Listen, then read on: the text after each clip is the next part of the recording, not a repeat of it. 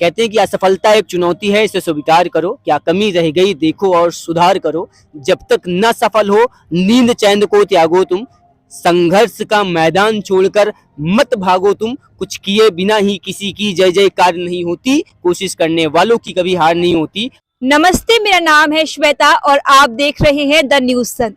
तो इस वक्त हमारे साथ मौजूद हैं आशुतोष पांडे जी, जिनके चेहरे से कई लोग भली भांति वाकिफ होंगे और जो नहीं जानते हैं उनको हम बता दें कि वंदे भारत पद यात्रा नाम की एक पद यात्रा आशुतोष जी ने करीब 1.5 साल पहले चालू की थी और आज भी वो जारी है। तो ये क्या है, इसको प्रारंभ करने के पीछे का क्या उद्देश्य था, आइए हम आशुतोष जी से ही पूछते हैं। तो भैया, इसको प्रारंभ करने के पीछे आपका क्या उद्देश्य था? मेन यही है कि भारत की जो सबसे प्रिय चीज है वो भारत की प्रकृति और उसकी संस्कृति थी, आज वो पूरी तरीके से खत्म होती चली जा रही है। 1952 में भारत की जो टोटल जनसंख्या थी वहाँ पे केवल 36 करोड़ लोग थे, आज हमारे पास में 142 करोड़ लोग हैं। उस टाइम पेड़ ज्यादा हुआ करते थे, पॉपुलेशन कम थी, आज पॉपुलेशन ज्यादा है, पेड़ कम हो चुके हैं। उस कंडीशन में हम सर्वाइविंग स्थिति से भी नीचे जा रहे हैं। और WHO ने एक रिपोर्ट जारी करी और WHO ने रिपोर्ट जारी करते हुए बोला कि जो लोग दिल्ली के अंदर रहते हैं वो सिर्फ एयर पॉल्यूशन की वजह से 10.6 से अपनी जिंदगी लॉस कर देते हैं। प्लस क्लाइमेट क्लॉक की एक वेबसाइट है जिसको आप सर्च करेंगे आपको पता चलेगा। क्लाइमेट क्लॉक वेबसाइट के अकॉर्डिंग हमारे पास में जो क्लाइमेट की डेडलाइन है वो केवल 5 साल 162 दिन बची हुई है। 5 साल 162 दिन के अंदर अगर आपने फॉसिल फ्यूल्स को रिड्यूस नहीं किया, कार्बन को रिड्यूस नहीं किया, तो 2030 तक पूरी क्लाइमेट हमारी खत्म हो जाएगी और इसका रिस्पॉन्सिबल सिर्फ ह्यूमन होने वाला है। फिलहाल इसी चीज को लेकर मैं 21 राज्यों में 16,000 किलोमीटर की वंदे भारत पद यात्रा कर रहा हूँ और अभी तक मैं 11,400 किलोमीटर पैदल चल चुका हूँ, 2700 से ज्यादा पेड़ लगा चुका हूँ और फिलहाल आज मैं झांसी पहुंचा हूँ। आपके मन में ये ख्याल कैसे आया कि मुझे पद यात्रा चालू करनी है, युवाओं को जागरूक करना है पर्यावरण के प्रति? बहुत बड़ा रीजन आप कोविड काल बोल सकते हैं, क्योंकि मैं कोविड काल में दिल्ली में था और हम लोग UPSC जैसे एग्जामिनेशंस को लीड करते थे। फर्स्ट कोविड टाइम में मैंने बहुत सारे लोगों को खत्म होते हुए देखा and that time I was realize कि पैसे से कहीं ज्यादा इंपॉर्टेंट ह्यूमन वैल्यूज है। अगर ऐसा कुछ कर पाए कि अपनी मदरलैंड के लिए, अपनी कंट्री के लिए कुछ कंट्रीब्यूट कर पाए तो उससे बड़ा कुछ नहीं हो सकता। तो उस टाइम फिर ही सारे रिपोर्ट्स में पढ़ रहा था और मुझे लगा कि अगर आप एक पेड़ लगाते हैं तो जो एक पेड़ लगाने के बाद जो उसमें से पहली बार ऑक्सीजन प्रोड्यूस होता है तो मिलियंस लोगों को कहीं ना कहीं कंट्रीब्यूट करता है, तो इससे बड़ा कोई काम नहीं हो सकता। और आज क्लाइमेट क्राइसिस की वजह से सारी चीजें देखने के लिए मिल रही हैं। ये मेरा वहीं से एक मन में विचार था। उसके बाद मैंने अपनी जॉब रिजाइन करी। जॉब रिजाइन करके मैं सेल्फ फंडेड होकर इस काम को कर रहा हूँ। तो जैसा कि आपने बताया कि आपने अपनी जॉब छोड़ी, तो जॉब छोड़ने के बाद परिवार का क्या रिएक्शन था? उन्होंने कैसे परमिशन दी, नहीं दी, कैसे स्टार्ट किया? ये बहुत टफ क्वेश्चन है, क्योंकि जब ये माता जी मेरी इंटरव्यूज को कभी भी देखती हैं तो उनको भी समझ में आता। वो बहुत, जब मैं घर पे पहुंचा और घर पे जाने के बाद जब मैंने मम्मी से बोला कि मुझे पदयात्रा करनी है और क्लाइमेट को लेकर पदयात्रा करनी है, तो उनको पदयात्रा तो समझ में आई, क्योंकि भारत में 2 तरह की पदयात्रा हमेशा से होती आई है। एक जो पदयात्रा करके हमेशा से संन्यास ले लेते हैं, दूसरा जो धार्मिक पदयात्रा करते हैं, मुझे 4 धाम जाना है, यहाँ जाना है, वहां जाना है, इस तरीके की पदयात्रा होती है। तो उनके मन में ये था कि अगर मैंने पदयात्रा करी शायद हो सकता है मैं कभी वापस ही ना हो। तो इस तरीके से लोग मुझे साइको बोलने लगे थे कि पागल हो गया है। सोसाइटी के लोगों ने बहुत क्रिटिसाइज किया, रिलेटिव बहुत सारे क्रिटिसाइज करने लगे। मम्मी के अंदर बिल्कुल इसको लेके एक्सेप्टेंस नहीं थी। फिर मुझे बिना बताए इस पदयात्रा को शुरू करना पड़ा। बिना बताए मैंने शुरू कर दिया। धीरे धीरे 90 डेज तक तो बहुत प्रॉब्लम थी, बट अभी उनके अंदर एक्सेप्टेंस आ चुकी है। किस संकल्प के साथ ये पदयात्रा शुरू की थी और क्या कैसा रिस्पांस मिल रहा है? देखो, अगर देश को बदलना है तो देश के लिए सबसे पहले भारत का यूथ है, जो आज किसी न किसी दूसरी दिशा में बहुत तेजी से डिस्ट्रैक्ट होता चला जा रहा है। वो एंटरटेनमेंट का कंटेंट कंज्यूम कर रहा है, प्लेजर के पीछे भाग रहा है, but no one talk about how can protect our mother earth. तो हमें सबसे पहले अपनी मदरलैंड को प्रोटेक्ट करने के लिए यूथ को बताना पड़ेगा, बेटा we have 2 mothers, first our birth mother and second our earth mother. अगर आपको 5 मिनट जिंदगी सर्वाइव करनी है तो ऑक्सीजन की जरूरत पड़ेगी, उसके बाद सर्वाइव करनी है तो पानी की जरूरत पड़ेगी, उसके बाद सर्वाइव करनी है तो खाने की जरूरत पड़ेगी। तीनों चीज हमारी मदरलैंड से आता है। तो मुझे लगा कि अगर ऐसा कुछ किया जा सके कि भारत की एजुकेशन पॉलिसी के अंदर एक पॉलिसी बना दी जाए कि मदरलैंड को वैल्यू दे पाए, तो उसको लेके फिर मेरे मन में विचार आया कि मैं चाहता हूँ क्लास 1 से क्लास 12 के बीच में एक पॉलिसी लाए सेंट्रल गवर्नमेंट। जब बच्चा स्कूल जाता है तब बच्चे को आप स्कूल तरफ से एक पेड़ दे दीजिए, बच्चा उस पेड़ को प्लांट करे, उसकी एनुअल ग्रोथ के बिहाफ पे आप उसको बोनस मार्क्स दीजिए। अगर ऐसा कर पाए तो हर साल उत्तर प्रदेश में 5 करोड़ पेड़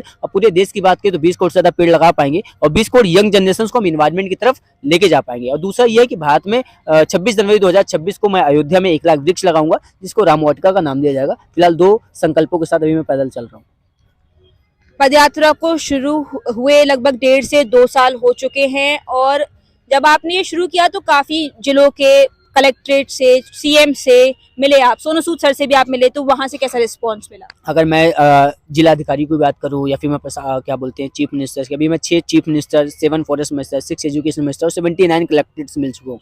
बहुत पॉजिटिव रिस्पांस है, मतलब मुझे लगता है कि ऊपर के लोग काम कर रहे हैं। जो आप चाय की दुकान पे बैठ के प्रधानमंत्री को, चीफ मिनिस्टर को, फॉरेस्ट मिनिस्टर को, जिला अधिकारी को गाली देते हैं या फिर आप उनको ब्लेम करते हैं, बंद करिए। मुझे लगता है कि 5% लोग काम करते हैं, केवल 95% लोग जो भारत के हैं वो काम नहीं कर रहे हैं। आज उनको काम करने की बहुत जरूरत है, क्योंकि भारत के लोगों को अपने राइट्स पता है कि हमें शिक्षा मिलनी चाहिए, हमारी नाली साफ होनी चाहिए, हमारा घर मिलना चाहिए, आवास मिलना चाहिए, अच्छी शिक्षा होनी चाहिए, ये सब आपको मिलना चाहिए, बिल्कुल अच्छी है, मिलना चाहिए। लेकिन भारत के लोगों को रिस्पॉन्सिबिलिटी नहीं पता कि हमें अपनी नाली साफ भी करना है, पेड़ भी लगाना है, पानी भी बचाना है। यहाँ के लोगों को राइट्स पता है, रिस्पॉन्सिबिलिटी नहीं पता। तो मुझे लगता है आज भारत के 95% जो लोग हैं वो भारत के लिए बहुत बड़ी रिस्पॉन्सिबिलिटी है कि उनको भारत की रिस्पॉन्सिबिलिटी टैकल करनी चाहिए। क्योंकि 1952 में जब भारत की टोटल पहली जनगणना हुई तो केवल 36 करोड़ लोग थे, आज 142 करोड़ लोग हैं। 142 करोड़ की जनसंख्या हुई क्यों? क्योंकि 95% लोग का कंट्रीब्यूशन है। अगर 95% लोग के बच्चे नहीं पैदा हुए तो इतनी बड़ी पॉपुलेशन नहीं होती। तो सबसे बड़ी प्रॉब्लम कौन है? ये 95% कम्युनिटी। हमें आज इनको एक होना पड़ेगा और देश को आगे आना पड़ेगा। दूसरा ये है कि मुझे लगता है उनको ब्लेम मत करिए। और तीसरा जो आपका सवाल था कि सोनू भैया का क्या रहा, सोनू भैया के लिए मैं निशब्द हूँ, क्योंकि वो ऐसा व्यक्तित्व है जो शायद कभी शब्दों में मैं समेट पाऊंगा। उन्होंने कहा था आशुतोष तू करते रहे, तेरे पीछे मैं खड़ा हूँ। और ये सोसाइटी है, बहुत सारे एग्जाम्पल सेट करने पड़ेंगे, बहुत टफ है, बहुत पेन लेना पड़ेगा तुझे, लेकिन करते जाना, एक वक्त ऐसा आएगा सब बदल जाएगा। अगर आज की युवा की हम बात करें तो माँ अगर कह दे कि 10 कदम पे दुकान से कुछ सामान लेने जाना है तो स्कूटी चालू हो जाती है, गाड़ी चालू हो जाती है।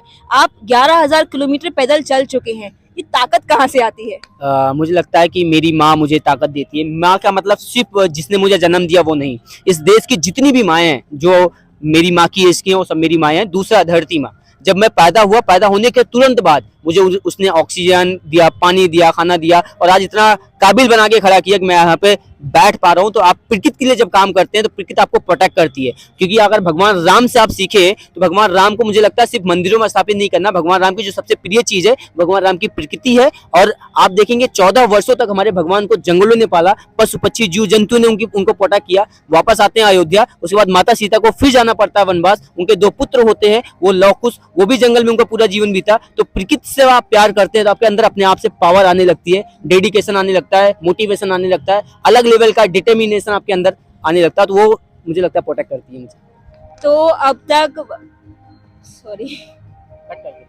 एक हो गया। हाँ, तो अब आप झांसी में इस वक्त मौजूद हैं, इतने राज्यों को कवर कर चुके हैं और हर जगह कहीं ना कहीं स्टे करना होता होगा, कई होटल्स में, तो हर जगह पैसा लगता है। तो ये कैसे पॉसिबल हो पाता है? मैं अपनी ओन मनी वेयर कर रहा हूँ। मेरा लगभग 9 लाख का बजट है। अभी तक मैं 4.5 लाख रुपीस वेयर कर चुका हूँ और ये बहुत टफ है मेरे लिए डेली का, कि ये सबसे ज्यादा टफ है अभी तक का। क्योंकि हर दिन 15 महीने 16 दिन में ऐसा कभी नहीं हुआ जब शाम को 6 बजा हुआ हो और मेरे मन में ये आया होगा आज मुझे रुकने के लिए कहाँ जगह मिलेगी। क्योंकि कई बार ऐसा होता है पैसा होने के बावजूद भी आपके पास होटल्स नहीं मिल सकते, तो आपको मंदिर में जाना पड़ता है, किसी के घर में जाना पड़ता है, प्रधान के घर में जाना पड़ता है, आपको हाथ जोड़ना पड़ता है कि सर आज please I want stay 1 night here, so tomorrow I will go from here. तो उस तरीके से उनको रिक्वेस्ट करना पड़ता है। कई बार होता है कि लोग कॉन्टेक्ट करते हैं, कई बार नहीं करते, बहुत ज्यादा जस्टिफिकेशन देना पड़ता है। ये सारी फाइलें मेरी हैं, मेरे सभी स्टेटों की, तो उसको दिखाना पड़ता है। फिर उनको लगता है नहीं जेन्युइन लड़का है, उसके बाद फिर वो मुझे रहने की जगह देते हैं। क्योंकि आज जिस समाज में मैं हूँ, इस समाज का ट्रस्ट पूरी तरीके से कोलैप्स कर चुका है और उसके बीच में मैं कह रहा हूँ मुझ पर विश्वास करो, तो बहुत टफ है। ये उनकी गलती नहीं है, ये समाज की गलती है। 11,000 किलोमीटर की यात्रा लगभग कंप्लीट हो चुकी है, 5,000 किलोमीटर और बाकी हैं, तो लगभग 2025 से 26 तक आपने कहा कि ये कंप्लीट हो जाएगी। इसके बाद का क्या प्लान है? यही है कि मैं पूरी होल लाइफ इसके लिए काम करता रहूंगा। मेरे 4 वैसे मेन सब्जेक्ट हैं जो होल लाइफ में काम करूंगा अगर मैं सब कुछ ठीक ठाक रहा मेरी लाइफ में। एक तो जितनी भी मेरी बहनें हैं उनकी शादी में मैं कंट्रीब्यूट करूंगा। दूसरा एक गौपालन बनाने का सपना है मेरा। तीसरा कम से कम 100 बच्चों का अडॉप्ट करूंगा जिनकी फ्री में एजुकेशन में पूरी लाइफ दूंगा, क्योंकि शिक्षा एक ऐसी चीज़ अगर आप उसको सर्व कर पाएं तो आप कंट्री बिल्ड कर पाएंगे। चौथा जो मैं काम कर रहा हूँ ये तो होल लाइफ करता रहूंगा, पर्यावरण के लिए काम करता हूँ, क्योंकि पर्यावरण आपको आज आइडेंटिटी दे रहा है, पावर दे रहा है, आपको बिलीव दे रहा है और मुझे लगता है प्रकृति से बड़ा कोई काम नहीं हो सकता। तो इसके लिए मैं पूरी लाइफ काम करता रहूंगा। तो आज का युवा जो है, झांसी के युवाओं को, देश के युवाओं को क्या संदेश देना चाहेंगे आप?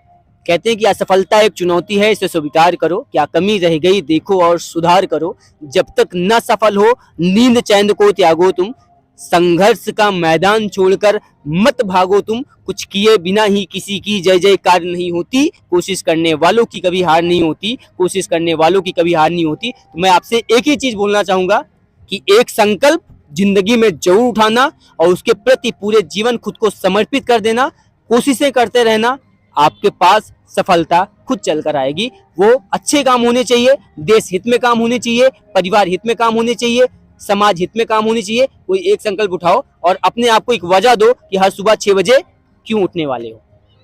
तो हमारे साथ आज मौजूद थे आशुतोष पांडे जी, जिन्होंने 21 राज्यों को 16,000 किलोमीटर की यात्रा को कंप्लीट करने का प्रण लिया है। 11,000 किलोमीटर की यात्रा कंप्लीट हो चुकी है और लगभग 5,000 किलोमीटर बाकी है, जिसके लिए हम आपको बहुत बहुत बधाइयाँ देते हैं कि ये भी आपकी यात्रा बहुत जल्द कंप्लीट हो जाए और सुख से कंप्लीट हो जाए। बहुत बहुत धन्यवाद आशुतोष जी। और आप देख रहे थे द न्यूज तंत्र। धन्यवाद। द न्यूज तंत्र बुंदेलखंड का उभरता हुआ एक ऐसा चैनल है जो बेबाक और निष्पक्ष तरीके से जनता की समस्याओं को उठाता है। आप अपनी समस्याओं को दिए हुए व्हाट्सएप नंबर पर भेज सकते हैं। साथ ही आप अपने किसी स्टार्टअप या अपने बिजनेस का प्रमोशन हमारे चैनल के जरिए करा सकते हैं। खबरों को देखने के लिए फेसबुक या यूट्यूब पर द न्यूज तंत्र टाइप करके सर्च करें और खबरों से जुड़ जाएं। वीडियो पूरा देखने के लिए आप सभी का धन्यवाद।